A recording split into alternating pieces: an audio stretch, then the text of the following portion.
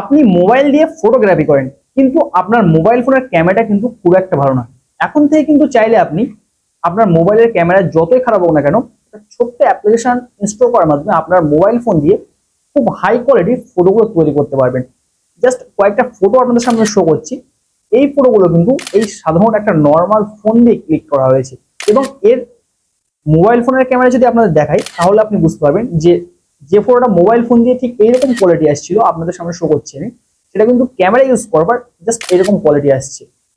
তো এই ক্যামেরাটা আপনারা কিভাবে ইনস্টল করবেন এবং কোথায় পাবেন, এ টু জেড ব্যাপারটা কিন্তু আপনাদের আমি দেখিয়ে দিচ্ছি। তো ক্যামেরাটা ইনস্টল করার মাধ্যমে আপনার মোবাইল ফোন দিয়ে কিন্তু আরো সুন্দর ফটোগ্রাফি আপনি করতে পারবেন। এর জন্য সর্বপ্রথম আপনার মোবাইল ফোনে কিন্তু গুগল প্লে স্টোর যে অ্যাপ্লিকেশন আছে, প্লে স্টোরটা কিন্তু ওপেন করে নিতে হবে। প্লে স্টোর ওপেন করে নেওয়ার পর উপরের দিকে সার্চ বার আছে, সার্চ বারে আপনি ক্লিক করবেন জি প্রো ক্যামেরা লিখে আপনি সার্চ করবেন। ক্যামেরাটা প্রথমে দেখতে পাবেন সামনে চলে এসেছে, আপনি জাস্ট এই ক্যামেরাটা কিন্তু ইনস্টল করে নেবেন। এবার ইনস্টল করার আগে আপনাদের কয়েকটা জিনিস আমি দেখাই। এখান থেকে দেখেন ক্যামেরার মধ্যে কি কি ফিচার আছে। অ্যামেজিং নাইট মোড আছে, আপনি নাইট মোডে খুব ভালো ফটো তুলতে পারবেন। আচ্ছা, নাইট মোডের পরে এখানে আছে এইচডি কোয়ালিটি ভিডিও। আপনি কিন্তু এইচডি কোয়ালিটি 4K, আপনার মোবাইল ফোনে 4K তে ভিডিও শুট হয় না, তারপরেও কিন্তু আপনি 4K তে এখানে ভিডিও শুট করতে পারবেন।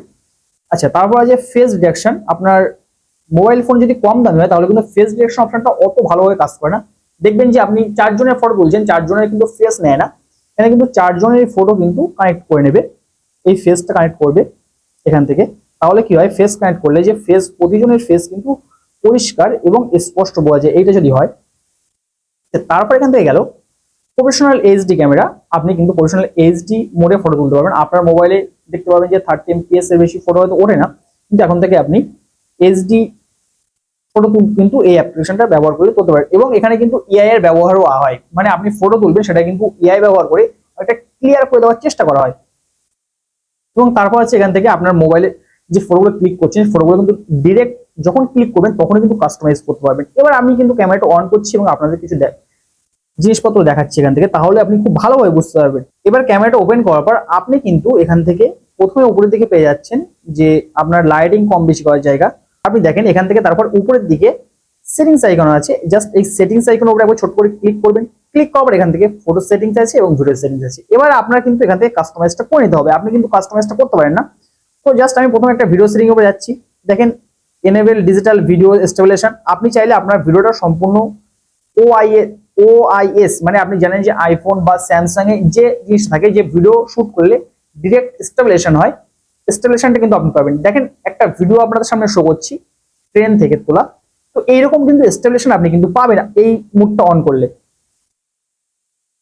তারপর এখান থেকে আপনি ম্যাক্সিমাম ডিউরেশন আছে কত, আপনি সেটা আনলিমিটেড বা কত সেকেন্ডের পর ভিডিও বন্ধ হয়ে যাবে সেটা আপনি সিলেকশন করতে পারেন।